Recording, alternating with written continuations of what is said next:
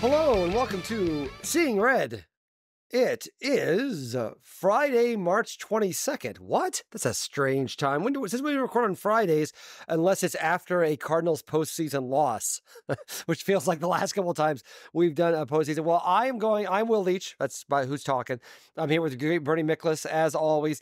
We are doing our season preview show today because I'm traveling to New York on Monday. Watch me on MLB Now on Tuesday with Brian Kinney and the crew. I will be there wearing a suit. I always wear a suit to do television. They don't know the COVID has made people much more casual about such things. But I know if I'm watching the NCAA tournament, Bernie, and every time I see a coach wearing like athleisure gear, I get very Tom Landry about the whole thing. Like, come on, like show some respect out there, kids. And so I like to get dressed up to go on television. It feels like a special occasion for me. So anyway, the point is I'm going to be on MLB Now on Tuesday in New York next week.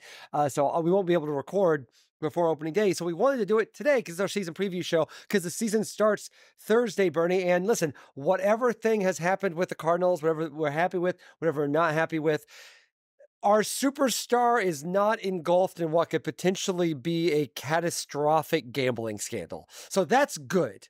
That's a positive thing, I think I have to say. Yeah. Keep an eye on those interpreters. That's all I got to say. You never know what they're up to. I mean, like, listen, that's the best case scenario. The best case scenario is that it's the interpreter. That's the best case scenario. I will say, forgive me. I think anyone that subscribes to the Wall Street Journal, there's a very good new book by a writer named Keith O'Brien, a longtime journalist, called Charlie Hustle, which is a biography of Pete Rose. I think it's the definitive Pete Rose biography. It's really, really good. And I'm someone that has frankly not only does not like Pete Rose, but has frankly lost patience with talking about Pete Rose. That's how good the book is. It's like a really definitive, great Pete Rose book. But I will say that book has me on guard for everything about gambling right now. So keep that in mind. But we're not talking about gambling now because we're talking about the Cardinals and the 2024 season. Remind you, as always, to follow us on Twitter at SeeingRedPod. Email seeingredpod@gmail.com. This is our season preview show. They play Thursday against Shohei Ohtani, not his interpreter. Well, his interpreter would probably bet on the Dodgers, though, right? I hope so. Listen, I hope it's the interpreter. That's what I'm saying. That's right. I hope it's the interpreter. If we hopefully it's limited to him, some of the messaging, I don't know, looks a little wobbly on that situation. But anyway, where's John Dowd anyway? I have to say, like, I'm just saying, like, I personally, okay, real quick, I honestly think what most Occam's razor seems what most likely happened is that the interpreter had a crazy, he used an offshore betting place that basically, they will extend lines of credit the way that like DraftKings won't. And got himself way over his head. And then Ohtani bailed him out because he's his friend. And unfortunately, Ohtani's people did not realize that's also really bad to do. That's also really bad to do. And so they backed off and tried to say the thief thing. What I don't think has happened is that Ohtani is secretly Pete Rose. I don't think that's the case. I hope not. But the possibility of that being the case is so cataclysmic that I think that's why people are wondering about the questions. Anyway, Cardinals. Yes. They play Thursday. Before we get into like the particulars of the rotation and the offense and I think we should start vibes, right? Like I think vibes is a good place to start because I really feel, regardless of what everyone's thoughts about the Marmol extension or the offseason moves, I think that like there's one thing that has to be said really going into the season and really throughout the season, which is, my God, 2023 was so awful. And so it's so awful. Like it would be awful if the Rockies had that season.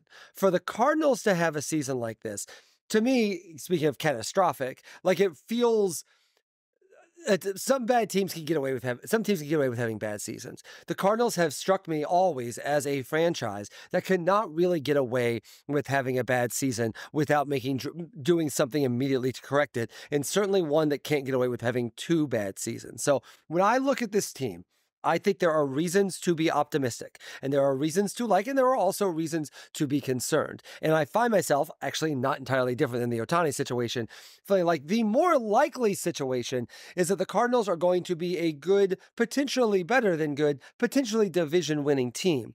However, the catastrophic scenario of this, the pitching breaks down, Sure. we have a repeat of last year, is so bad that it makes me almost in a defensive crouch reserve, because if that happens again 2 years in a row, the implications for this franchise, short and long term, I do think are potentially cataclysmic.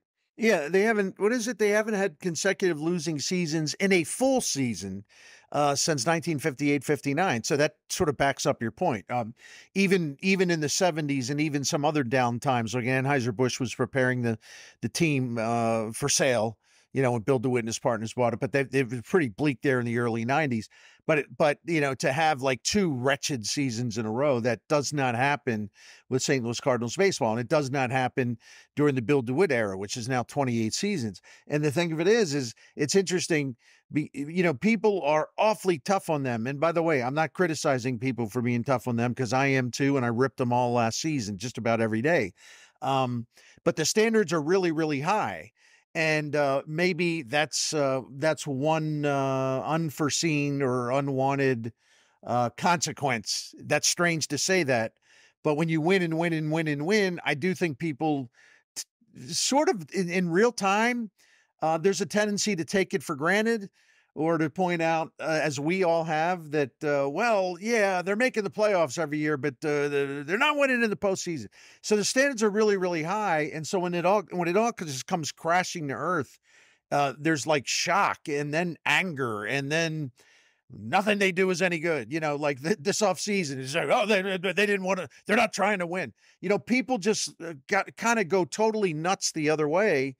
And I've done some of that myself, but that'll show you, Bill DeWitt, to build one of the most successful franchises in sports. How dare you? No, I'm just kidding, but I'm just saying. I understand what you're saying, but Yeah. I would say also, like, it would also be like, for example, I think It's okay. It's okay for people to be mad. It really is. And also, like, I think of the last time that the Cardinals had a really the last time they had a losing season before last year. Remember that was? That was 2007. That was 2007, and that was frustrating, and I did not like that season. They had, however, just won the World Series in a shocking, out-of-nowhere sort of fashion. And so they did have a frustrating... I think they made some mistakes that led to that. I would also argue they acted quickly to correct those mistakes. So the example I used to always say, we old heads, like, it's weird to say old heads are like talking about the 2006 season. Doesn't seem that long ago to me. But I used to always joke that, like, one of the great things of being a Cardinals fan during that time was in 2006, the Cardinals had the worst farm system in baseball. In 2011, they had the best farm season in baseball. They won World Series in each of those years. Like, that's a cool place to be. Like, that's a great place to be. That spoke to an organization that was not only healthy and intelligent and had support from the ownership, but also was urgent. It went wrong in 2000. Like, after 2006, things started going wrong. And remember, one of the reasons they brought in Lou now was not just because they had a bad season in 2007. It was also because, wow, we need to figure out a way to keep the payroll reasonable so we can keep Albert Pujols after the 2011 season. Now, it turned out that it worked out on both realms, right? It turned out on both realms that they didn't they didn't pay Pujols a bad contract, and they were able to, which allowed Adam Wainwright and Yadier Molina to stay here while still having all of this great young talent to help them be successful. My issue with, I agree with what you're saying. I agree that, like, there is a certain lack of appreciation. I don't think is quite right, but I think there is a certain there is a lack of institutional memory sometimes when it comes. Oh yeah, that's a good way to put it. How successful DeWitt has been during his era. However, this is not. This is, as much as the Cardinals would like, they are a franchise, like otherwise, they are a franchise that plays now, not plays nostalgia ball. And at a certain level, not only did last year happen bad, but it happened after 2016, 2018, where they didn't make the playoffs at all. And, by the way, watched the Cubs take over and did not meet that challenge. Then had a stretch from 2019, 2020, where they won one playoff series against the Reds, against the Braves, which was a fun one. I was there. It was great. But also, I don't think anyone looked at that 2019 team and thought, wow, that's a World Series winning team. Like, they were fortunate, but then they ran into, they ran into a situation against that where they were not going anywhere against the Nationals that series. If you remember that series, they couldn't hit at all. That series, that was a miserable series. And then they have not won a playoff series since. So while I understand that the Cardinals have had a lot of success, and fans will inevitably be somewhat spoiled or at least used to that success. It also, I feel obliged to point out, that success that we've gotten used to has actually not manifested itself in quite a period of time. And I think that's the difference between this and some other periods. Like 2016-18 was very frustrating. That was when we started this podcast. That was the Seeing Red era. That was the thing that was really frustrating. But to me, the issue is you're coming on the end of what a run that was. From really 2011 to 2015 is just a great run. Or 2006 to that time, or 2000 to that time. That first basically 15 years, 16 years of DeWitt era is in 20 years is incredible. It's incredible. It's great. What people are worried about, and I would argue understandably, is the foot has been taken off the gas a little bit. And this bad era does not seem to be responded to with the urgency that the previous bad era was responded to. So I think that's why I think this year is particularly critical. And that's why I think fans get particularly frustrated, even though I think there is some lack of institutional memory, but I also think like the great period that the Cardinals just fell off of was actually not as great as the periods that we're remembering as well, and had its frustrations its own. So I think that's what people are reacting to. Well, two things. I don't have the numbers in front of me. I've used them a lot, but it's kind of glaring when you look at John Mozeliak's first 8 seasons as the general manager / president of baseball operations. You contrast the first 8 seasons to the most recent 8 seasons. It is in terms of postseason success, it is a glaring decline. I mean, glaring. It's like actually stunning to look at the numbers before and after. I'm only going to speak for myself. Fans can get, they can have tantrums or be happy or be sad or be angry or be frustrated. I would say they're entitled to their own emotions. I'm entitled to my own emotions and feelings. The thing that makes me mad is about the Cardinals. I'm sorry to be the unpopular kid here, but I don't really care about their spending because that's not their number one problem. Their number one problem is they had some very defined strengths that were powerful and lasting, and they let those strengths erode. In other words, they're responsible for their own demise, and it's not because of, oh, they got some bad breaks, or it's like, well, this or that. No, the thing that Bill DeWitt started, which is to bring in Jeff Luhnow, to create a better, more efficient way of putting together a really, really good team. It worked beautifully, and it worked beautifully for a long time. Yeah, it also helps to have Pujols and Wainwright and Chris Carpenter and Molina. Granted, but then again, somebody had to draft those players, or develop those players, or sign those players. So, the thing that I don't like about it is that the reason why you and I and every fan and everyone in the media has spent, I'm going to exaggerate on purpose here, has spent like 20 hours out of every 24-hour days talking about the starting pitching, and they should have done this, should have done that. If they would just have continued what they were doing in such a wonderful way for a long time, draft and develop your own starting pitching. And it's a self-sustaining thing, and it just kind of, the cycle just keeps turning around and around, and it's just kind of like, oh, here comes Shelby Miller, oh, here comes Michael Wacha, oh, here comes Lance Lynn, here comes all these relievers, like the 2013, they had all these guys that could throw 100. It's like, and they were paying them like $20 because they were farm system guys who weren't into the salary years yet. They lost that. They foreclosed on that. They defaulted on that. Then they became, the reason why they're in the shape that they're in is because the things that made them strong, they got lazy, they got sloppy, they got negligent, and they let it fall the hell apart. That's what makes me mad, because they wouldn't be in this spot, 2023, not having postseason success. They wouldn't be in this spot if they hadn't been so negligent in tending to their predominant strength, which is developing starting pitching and bullpen guys, and just keeping that flow going for a long time. So that's what bothers me. It isn't so much the losing, it's the reasons why they lost, and the reason why they just kind of dropped their guard. Did they get complacent? Did they get stale? Is it both? I don't know. But I do think there has been some urgency, because they're bringing in Heim Bloom, and Heim Bloom's already had influence, and in a good way. They seem to recognize they had fallen way behind at times in terms of having a infrastructure to help your pitchers, and all the things that go into that, including more people on staff. They're trying to catch up now, but it took them way too long to kind of realize, they were in this thing where it's like, well, we're the Cardinals, we have the Cardinal way. We know what we're doing. Our model works great. And that was true for a very long period of time. And by the way, as a side note, that's the one thing I will say I can't stand about some fans. You would think that this is the Pittsburgh Pirates, the way people carry on. That's all I'm saying.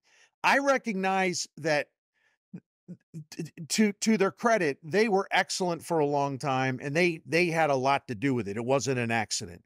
But what infuriates me is the way they let that lapse, which is inexcusable. That's what ticks me off. Yeah, and I agree that I do think a lot of fans will treat them like they're the Pirates. The Pirates are actually the best example of it. A team that has talent but doesn't do anything to keep it. I don't think that's true. I like the Cardinals have problems. I want to make that very, very clear. But but I also would say, while I think that it's unfair to treat them like that, I would also say that the thing, what's the overarching fundamental principle of what makes the Cardinals the Cardinals? No offense to John Mozeliak, no offense to Bill DeWitt. The thing that makes the Cardinals is they have fan support that allows them to outpunch their weight. It allows them to not be the Royals and not be the Reds. They're the ones that this is one of the ways we've talked about with the television contracts, about I'd love for them to own their own station, because I think that would be the best way for them to, if the Cardinals own their own station, or able to basically just, with all the TV stuff's happening in Major League Baseball right now, and we're going to see what happens over the next 2 or 3 years. But when you look at teams that have a definitive advantage, if we go to a basically eat what you hunt sort of environment, the Cardinals are absolutely one of those teams. The Reds are not. The Rockies are not. The Royals are not. All of these teams that are actually in general similarly sized markets as the Cardinals, they would be in big trouble. They need to be subsidized. The Cardinals do not need to be subsidized. And you know what? The reason the Cardinals don't need to be subsidized is not because Bill DeWitt is a great businessman. I'm not saying he's a bad businessman. I'm just saying that's not why. It's not because John Mozeliak is a really great general manager and team president, though I think he's clearly done a great job. The thing that separates the Cardinals, the thing that is the reason the Cardinals have never become the Royals, is because they have fans everywhere. Because they have fans everywhere, they have all these seats every year. Their games are always one of the top high rated games, both locally and nationally. That is something that they have. That's something that was given to them. Has DeWitt fostered that and even grown it? Absolutely. And he deserves credit for that. However, the part of the responsibility of the fan base in that regard is when what you're talking about, when things start to slack a little bit and they start to take their foot off the gas. They start to not, again, you're right. It's not the spending.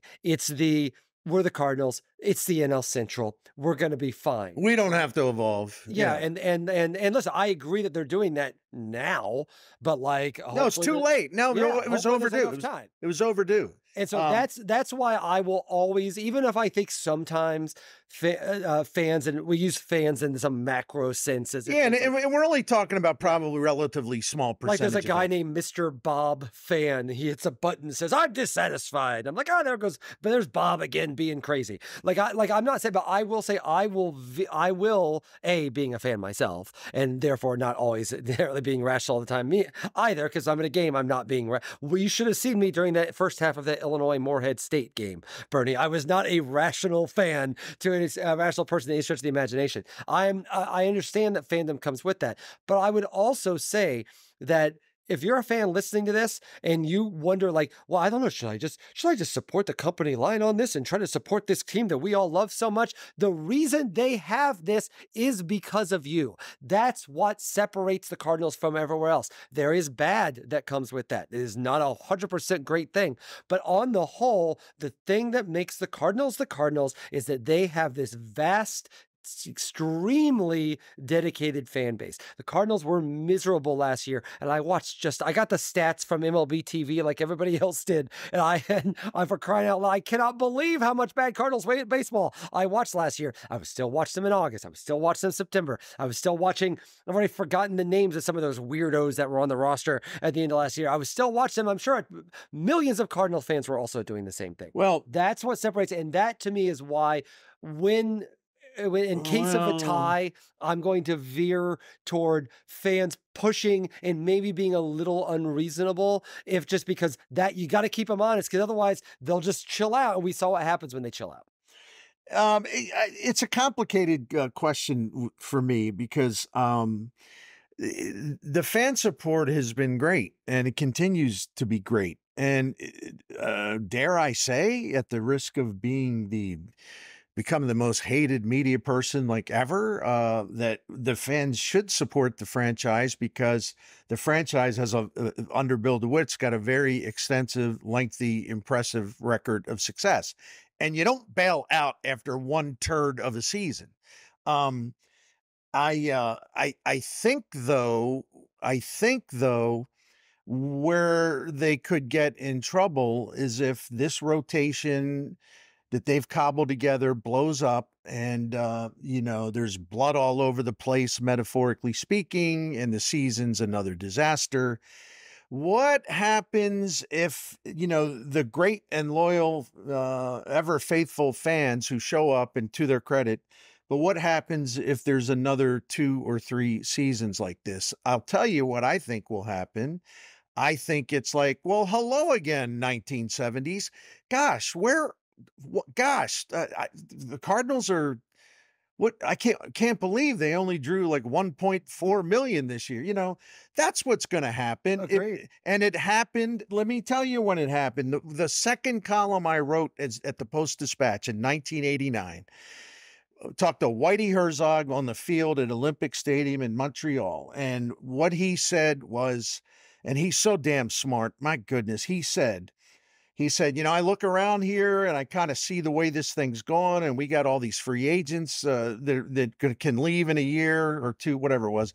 And he said, Anheuser-Busch they're killing the golden goose. They're killing it because they have an incredible thing that they've built and established, and we're drawing all these fans and everyone's happy, but they're slowly killing the golden goose, and I don't understand it. Well, he understood it more after the fact that they were getting ready to sell it. And August Busch the third hated baseball. But the point is, if you look at those, go back and look at their attendance, like before Bill DeWitt bought the team. Go, and part of that's too because you had the debacle in 1994, the labor problems, everything. But go look at where their annual home attendance was in the early 90s. Was not good because people got fed up, and they got fed up because they had a reason to get fed up, because instead of sustained success, entered a period of sustained failure. And what I would argue is they are not. Yes, my goodness, how many times have I written about their playoff record and all that, and pointed out they haven't won. They've won one series since the end of the 2014 season. They've won one postseason series. I've pointed out a million times. However, I would not. I would still say that they've been in a sustained period of success. that sort of hit the wall and crashed the car and all the pieces went flying everywhere last year. It finally caught up to them. There had been some slippage, but they were still successful.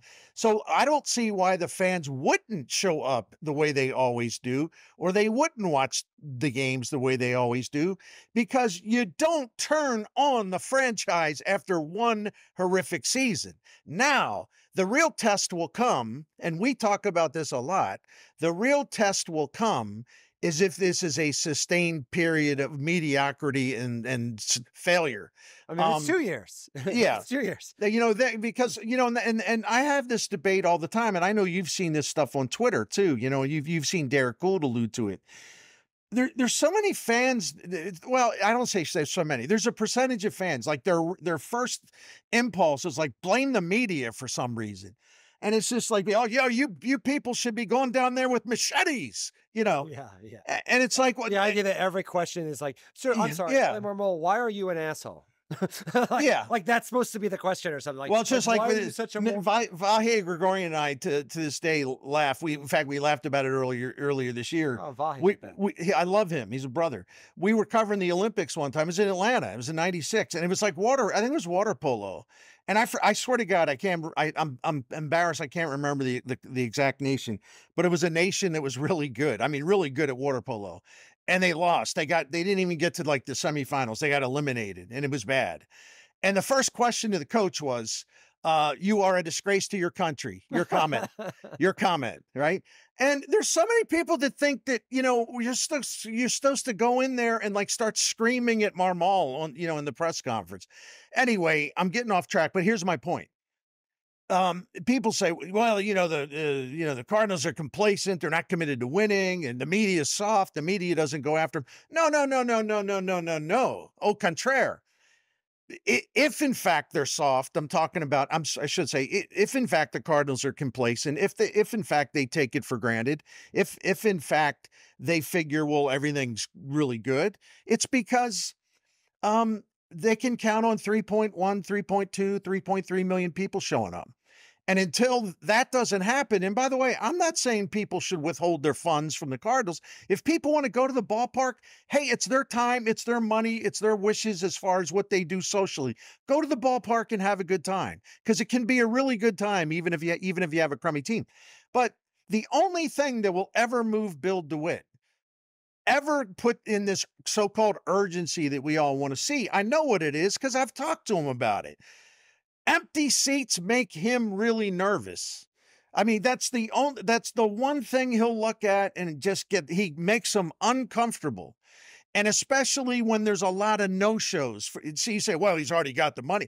No, it bothers him that people buy the tickets, but they don't show up because they're mad. So we have seen that. We have seen some of that to a lesser extent. It's not the media. In fact, in a way you can say it's like, well, the Cardinals take it for granted because, by extension, they take their fans for granted. So if we put it that way, but I understand why, because they're still going to get 3 million plus again this year. So that's a great thing. But like I said, it's a little complicated to try to break all this down. Anyway, it's good, okay.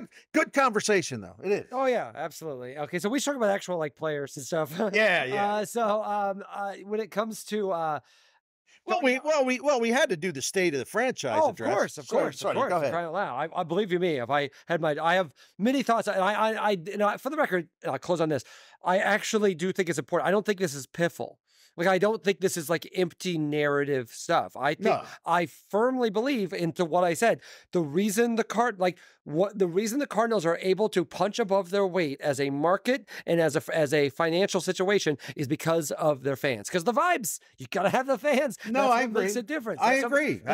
That's what makes a difference. That's why when I lived in New York and the Cardinals played at Yankee Stadium, and then people in New York they don't even know what St. Louis is, and I remember Jim Edmonds hitting a home run off Roger Clemens, and like 6,000 Cardinal fans and that screaming at once. Everyone's like, where are they? Where these people come from? Oh yeah, Cardinals man. fans, like it's a real thing. They really show up on the road great. They really because do. they're a great fan base who deeply love their team, and that's something that should be respected. I always say agree. the Cardinals are a public trust. Like I know they're not actually a public trust. I agree. A profit-making organization, but someday Bill DeWitt is not going to own the team. Someday John Mozeliak's not going to run the team. There's going to be other people in charge, but all of us are still going to be there. That's what makes this happen. The fact that my dad watched games with his grandfather, I watched games with my grandfather, and like that's what it is. That's what it is. That's why they have what they have, and it has to be respected and protected. Okay, yes. To the offense. I literally just as we were doing this, Joe Sheehan, your friend and mine, he has this great newsletter which I recommend everyone subscribe to. Sent out his unit rankings. That is not it was not a pornographic thing. It's a unit like the different units of a baseball team, and he has the Cardinals as the 7th best offense in baseball. I don't know if if Cardinal fans would reflexively feel that way. But I have to say, I kind of do. I definitely do. The ones he has above them are the Dodgers, Astros, Braves, Phillies, Orioles, and Rangers. I think you can make an argument over the Cardinals over the Rangers there, and maybe even the Phillies. Not the Braves, Astros, or Dodgers. But like that's like this offense to me. And again, we all have the frustration with the outfield, and it feels it's always unsettled and so on. And, there's a little worry of Goldschmidt and Arenado getting older, and we'll figure out the middle stuff. And Wynn may not be able, hasn't really hit much in spring. But when I look, if the Cardinals win this year, you need the pitching to be average. You need the defense to be a little better than average, and you need the offense to basically be in the top 5, 6, or 7 in baseball. And I think they can do that. I would only disagree with you on one thing, which I think their defense needs to be way above average because the pitching is average. Yeah, I mean, all you got to do is look at Miles Michaelis. You look at Kyle Gibson. There's believe me, I've wasted a lot of hours studying this stuff. Miles Michaelis, everything pretty much was the same last year, except he didn't have a defense. And people say, "What are you talking about?" Look at the home run rate, look at the strikeout rate, look at all these different things that were very, very similar to 2022.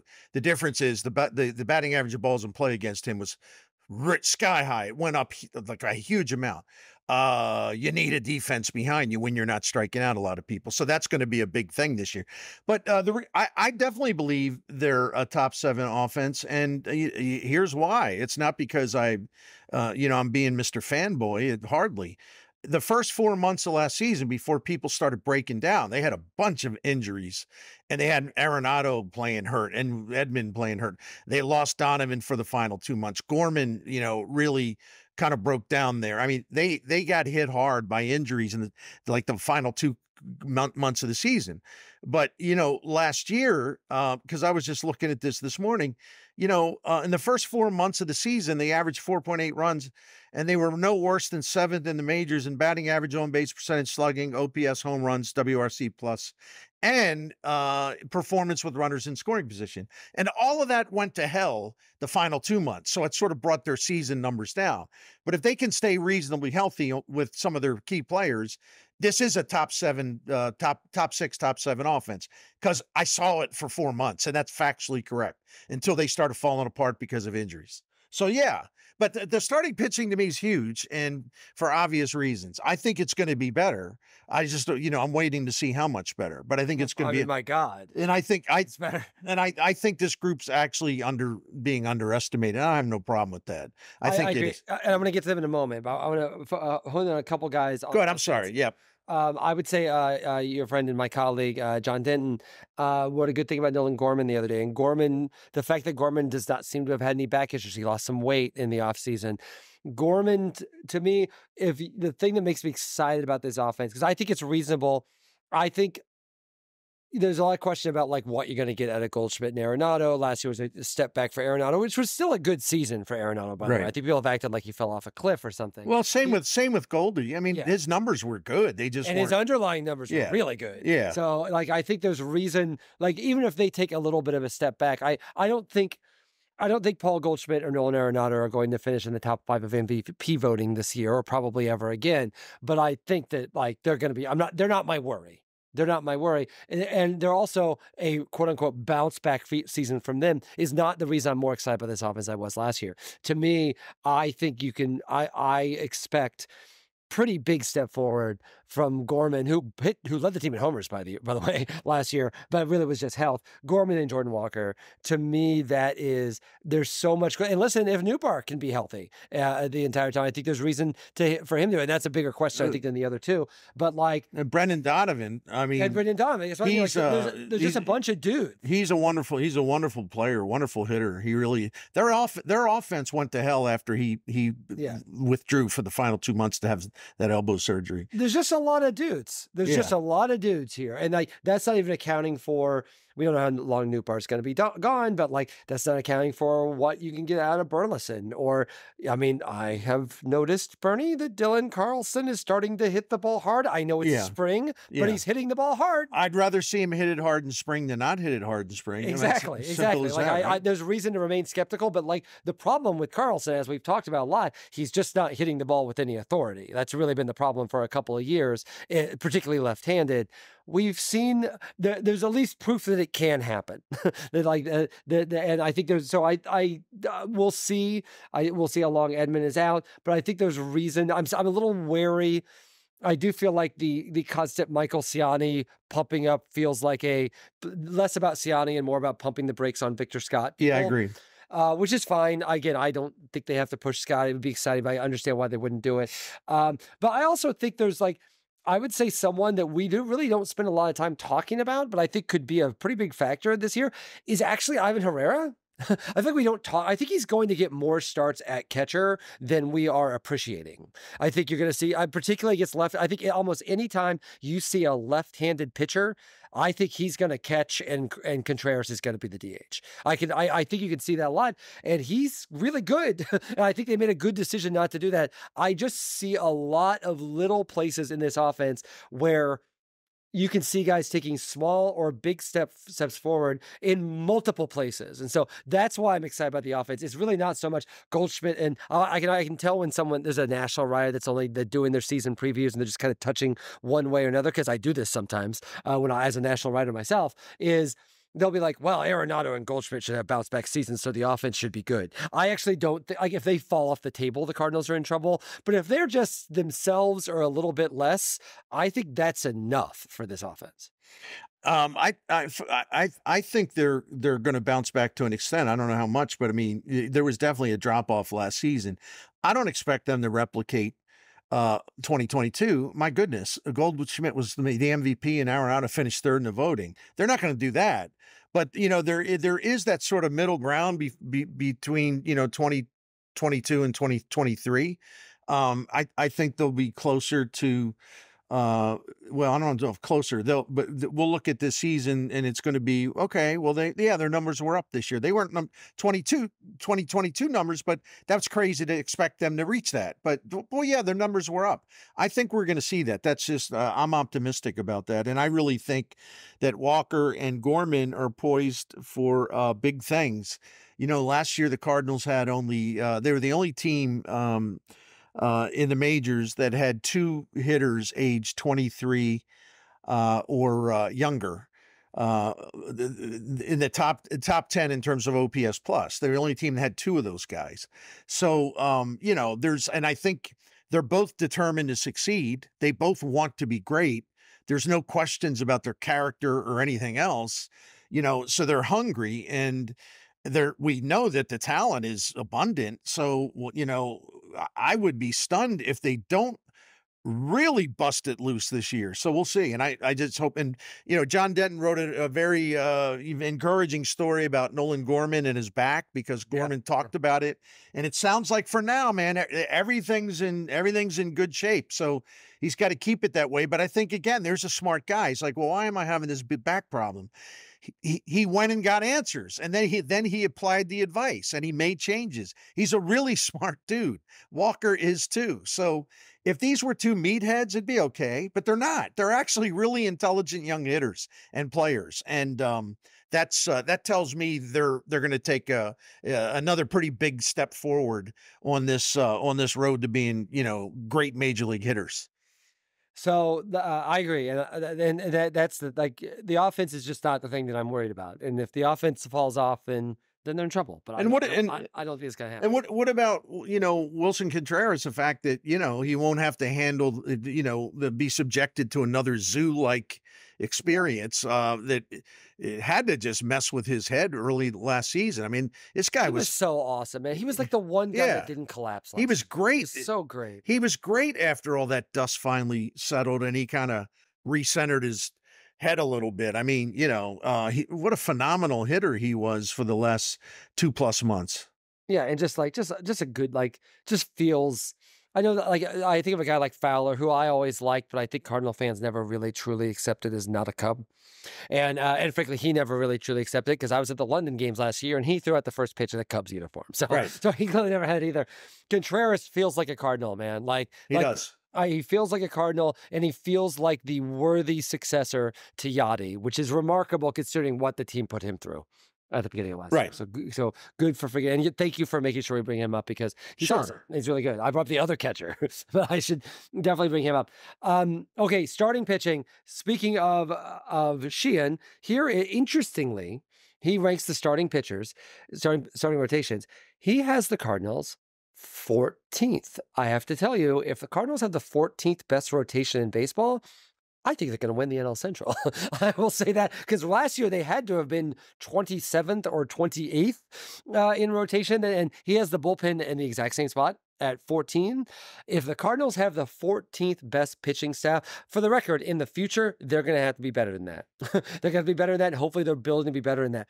But to spackle to, if they end up having a league average pitching staff this year, I think they're winning the Central. Do you think that's, we talked a lot about innings and quality innings. I'm not so sure they're going to do it. I think there's worries. Again, Miklasz has me concerned. And Matz has been kind of a mystery person in a lot of ways.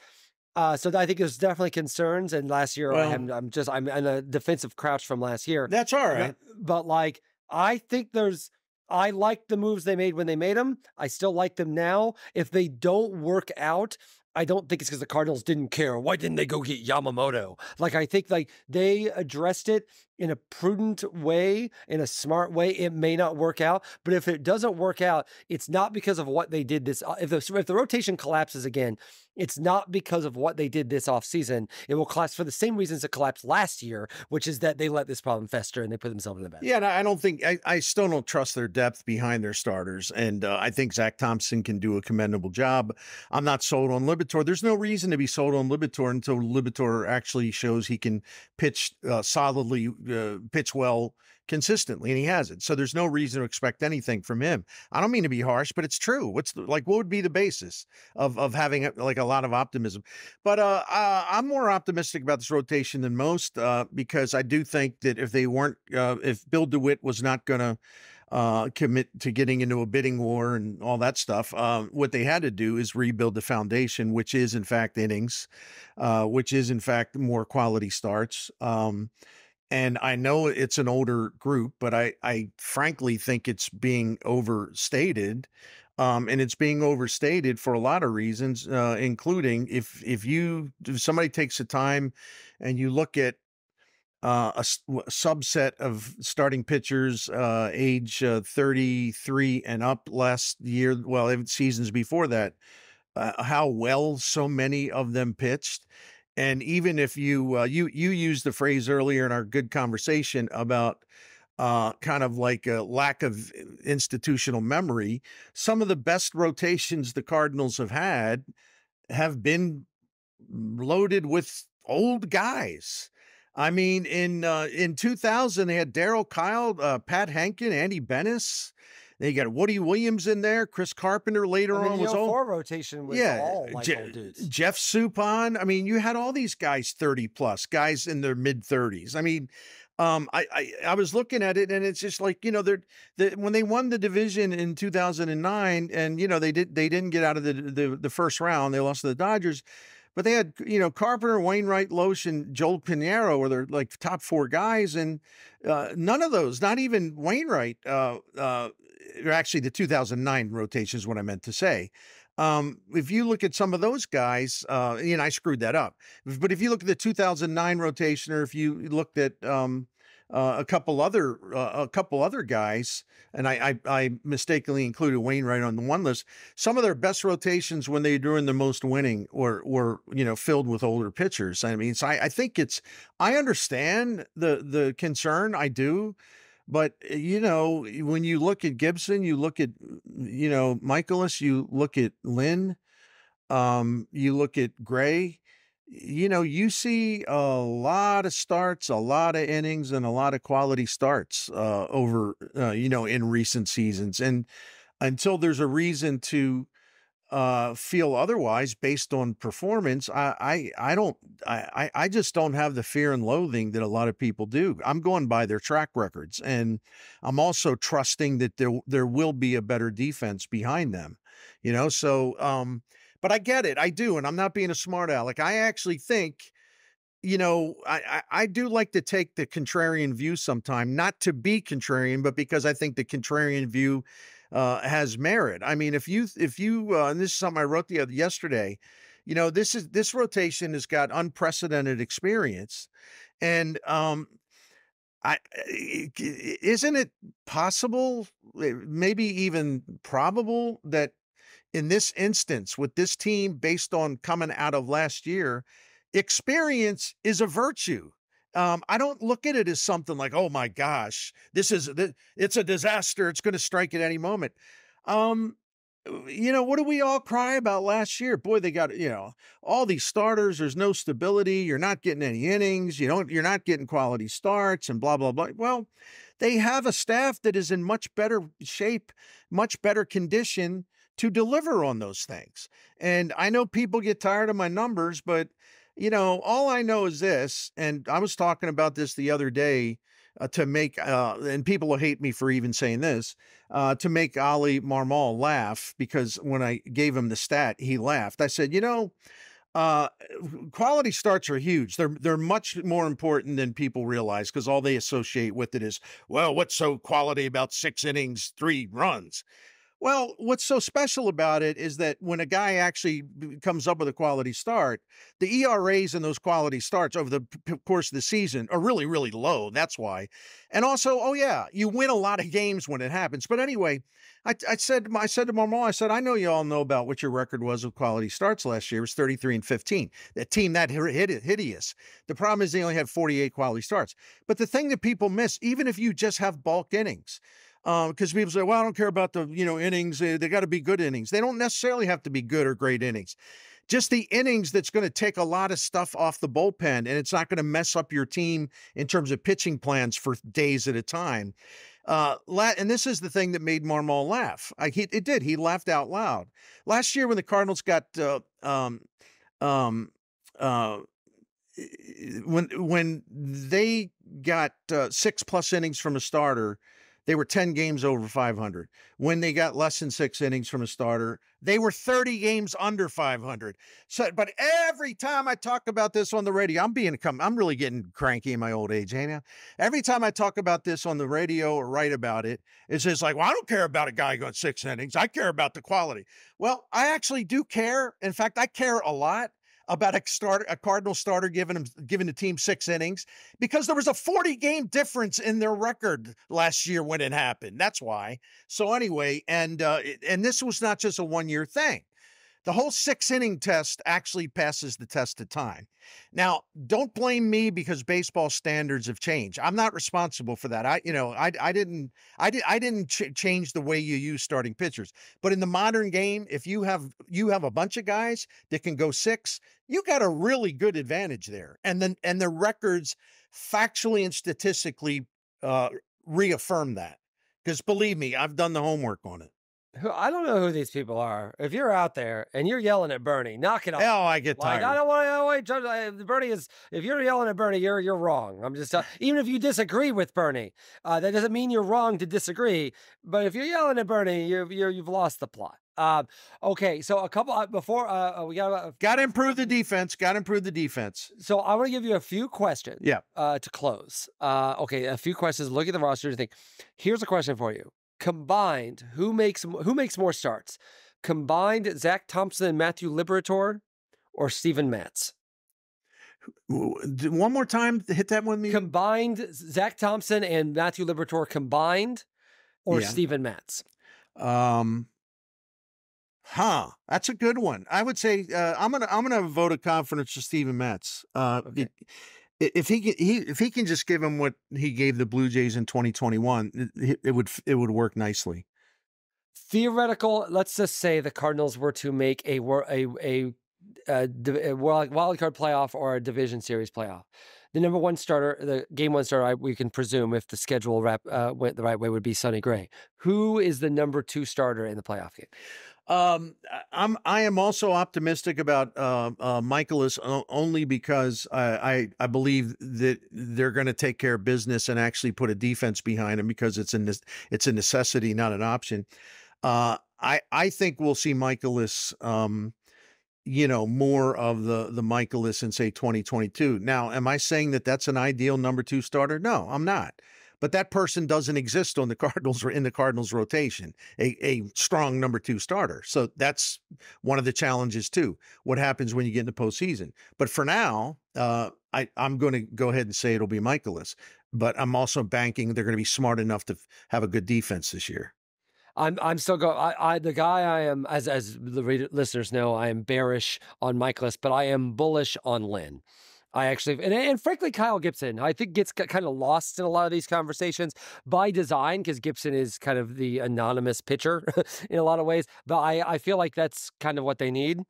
So I feel like Gibson's going to be Gibson to me is that Jeff Suppan type guy, right? And and Cardinals Jeff Suppan, not Brewers. No, right.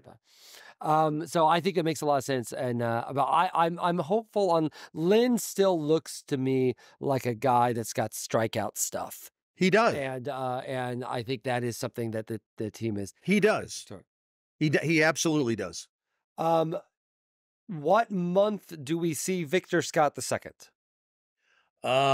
Gosh, the way this is trending. Because I'm picked up on same thing you did when you mentioned this earlier in the conversation. There just seems to be more and more stuff coming out of Jupiter where they're preparing everyone for Victor Scott not being the center fielder. So I'm going to, and again, we could get burned by saying this. We could get burned because we're doing it on a Friday. There might be more information coming out over the weekend or whatever. Okay. But no, I would say July. Yeah, I think June at the earliest. Yeah. Again, maybe he makes the opening day roster, but I think the thing that's going to hurt him too is, this all bets are off if it turns out Edman is just messed up all year. Like that changes the equation a little bit, or if Carlson just is flat lining from the get. That's right. That's right. I think that changes it, but I do think if things go the way I think their plan. It's probably June. I think June. Actually, I'm gonna revise mine to agree with you. June actually seems more realistic. I mean, I hate to say this, but you almost have to expect injuries. That's a terrible thing to say, but it's been the reality with that outfield for several years, to say the least. Are Matt Carpenter and Brandon Crawford both on a potential postseason roster? I can only base this on the feelings around the ball club and how they're viewed internally by not only, the manager and the coaches, but the players. Those guys are very popular. They were brought in to do something and they're doing it. And I think they're already helping in a pretty big way. That's not necessarily something that's tangible, but you can just tell based on all the young players that continue to approach those guys. So I think that they're going to have a stature. They're going to have the gravitas to where, the Cardinals are going to carry them on the roster all season long and then just dump them. I just don't, unless somebody's compromised physically. And I'm talking about one of those two guys, which is always a possibility because Crawford has had some injury issues. No, I think it would have to be something physical for them to get scratched from a postseason roster. And I know that'll make a lot of people unhappy, but why don't we just wait and see how they perform? Carpenter's look more spry than I thought he was going to look. That's right. Entirely honest. Who leads this team in home runs this year? Gorman. Gorman. I think that's probably my bet as well, though I wouldn't put it past Walker going through a little run here. Giovanni Gallegos at the end of the season, is he hurt? Where are we in the ongoing Giovanni Gallegos saga? I don't trust it yet. I think he'll be better than last year because he was pretty bad, actually, in an overlooked way to a large extent. I think he'll be average this year. I think he'll sharpen up some things. I think they'll be smarter about the way they use him. They won't burn him out. Because they do have younger, hard throwers down there that, people that they can turn to that are going to give them more depth. So hopefully they won't over pitch Gallegos, because if they do, my fear then would be that we'd see another regression of his stuff, which was a big problem last year. I feel like if they over pitch Gallegos, it means something's gone wrong with him. That's a good point. Yeah. Yeah. Okay. Okay. Rank. We're gonna just a couple more. Rank the following outfielders by the number of games they will play: Alec Burleson, Dylan Carlson, Lars Nootbaar. I'm going to go Nootbaar 1, Carlson 2, Burleson 3, and that could easily change, though. Yes, sure. Yes, that could very easily change. Well, you see it. You see it that way too, or that's what I hope happens. Yeah, right. I'll put it that way. That's what I hope happens. But I think it's telling now that we're looking at it being like considering the defense for large parts of last year, Walker's not even a concern in that. And frankly, I think he shouldn't be. I thought his defense, he's not a Gold Glove outfielder, but he got better as the season went along. I don't think there's any question. Okay, final big question. What happens? Where's this Cardinals team going? Are they winning the NL Central? Are they making the playoffs? Have you made an official prediction yet? Where do you think they land? It's a season preview. We got to do the prediction. No, I know, man. It's totally cool. I got mixed feelings. I do hem and haw. I actually still believe the Cubs are going to win the division. I think the Reds make me more nervous than they did. I'm going to go with a wild card for the Cardinals, and I'm going to also for now in my thinking, I'm going to let the great, the legendary Clay Davenport shape my view of this. And you say, well, what the heck are you talking about? Well, in his projections, he said the number one wild card team in the National League is going to have to win 92 or 93 games. The number 2 team, the projection is they're going to have to win 88. And the number 3 team is going to have to win basically 85. That's going to be like the baseline for qualifying. Again, it's based on projections. So I think the Cardinals will get to 85 wins. Now, there's always a chance 85 wins won't be enough. But if that's the minimum that it looks like projected to get you into the postseason, I think they can do that. I'm pretty sure they can do that. And so we'll see. But yeah, if nothing else, and that sounds like I'm not settling for anything. I'm just being realistic, and I'm also going by the projections. Although a lot of projections still have the Cardinals in the top of the Central. I'm having a hard time buying that. Maybe I'll feel differently when we get into middle of May or whatever, but I'm having a hard time buying it right at this moment. The Cubs, I will say, look a little better than the Cardinals do. I think it is a little better. I think the Cardinals have a higher ceiling. I actually do think the Cardinals have a higher ceiling than the Cubs do. I think the Cubs are just kind of good everywhere. I agree with that. The Cardinals do have a higher ceiling. I'm sorry. Go ahead. Yeah. So that's why I think the smart bet is the Cubs to win the division. But if you pick the Cardinals to win the division, you're betting on the high, which I think is reasonable. If you wanted to do that, I think my worry about the Cardinals is I'm higher on some other teams in the NL than other people are. I'm higher on the Padres than other people are. I'm higher on the Mets than other people are. I'm not higher on the Reds than other people are. So what about the Giants? Look at that rotation I think now. The Giants are, but yeah, the Giants potentially there too. That's the problem, is that's bottom wild card spot is harder. Yeah. Than it's been in the past. Because I think the Phillies are going to get one. The Diamondbacks are going to be good this year. I think they're going to be better than they were last year. They went to the World Series last year. So I think I think the Cardinals better win the division. I'll put it that way. So I think my ultimate prediction for them is just missing that last wild card spot, but being a lot better than they were last year. Whether that's enough, we'll see. We'll see how the season goes, but that's where I am. Even our pal, since you mentioned him earlier, even our pal Joe Sheehan has got the Cardinals in the third wild card spot. Yeah. So there you go. I have to get in touch with him, because I have to give him the Keith Law treatment. You know how Keith Law always jokes like, by the way, I hate your team. Every team, I hate every team. So I'm gonna have to I'm gonna have to text Joe later today and I say, what are you like a Cardinals fanboy now? What do you mean? It's embarrassing. I know it's embarrassing to watch. It's embarrassing. All right, Bernie. Well, thank you for getting together with me day early to do this. Also, I don't know we're gonna post this on Friday. Originally, we're gonna do it on Monday, but I didn't want to risk it. So this is just gonna be our season preview episode. So our next show will be after the season has started. So happy start to the season, Bernie.